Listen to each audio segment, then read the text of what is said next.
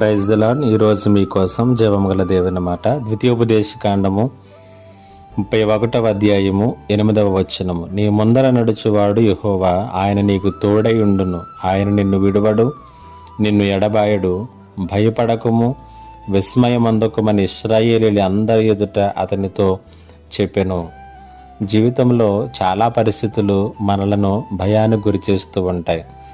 అనేక రకాలైనటువంటి పరిస్థితులను గురించి మనం భయపడుతూ ఉంటాం. మన కుటుంబాలను గురించి, బిడ్డలను గురించి, భవిష్యత్తులను గురించి, ఉద్యోగాలను గురించి, ఈ రీతిగా చెప్పుకుంటూ పోతే దీనికి ఒక ఎండింగ్ పాయింట్ అంటూ కూడా ఏది ఉండదు. ఆ రీతిగా జీవితంలో ప్రతిదీ కూడా భయపెడుతూనే ఉంటుంది. అయితే ఈ భయాలన్నిటికీ కూడా దేవుడిచ్చేటటువంటి జవాబు ఏమిటో తెలుసా?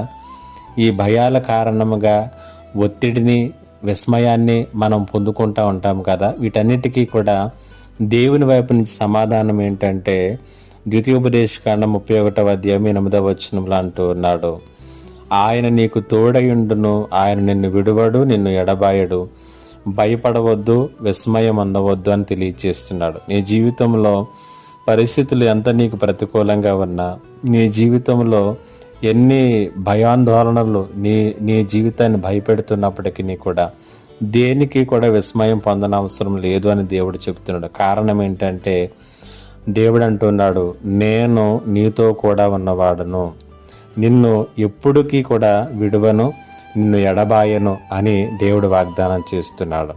ఈ మాటలు వింటున్నటువంటి నిన్ను ఏ విషయాలైతే భయపెడుతున్నాయో, ఏ పరిస్థితులు అయితే భయపెడుతున్నాయో, ఏ భవిష్యత్తు అయితే నిన్ను భయపెట్టడానికి ప్రయత్నం చేస్తుందో వాటితో చెప్పు, నాతో ఉన్నవాడు నా దేవుడు, ఆయన విడువడు, ఆయన ఎడబాయడు. దేవుడు ఈ మాటల చేత మిమ్మల్ని బలపరచునుగాక. ఆమేన్. ప్రార్థన. మా గొప్ప దేవుడైన తండ్రి, నీకు వందనాలు.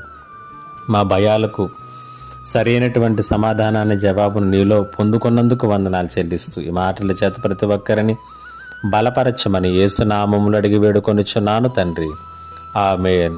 ఇంకా ఎవరైనా మా ఛానల్ని సబ్స్క్రైబ్ చేసుకోకపోతే సబ్స్క్రైబ్ చేసుకోనండి, లైక్ చేయండి, షేర్ చేయండి. God bless you.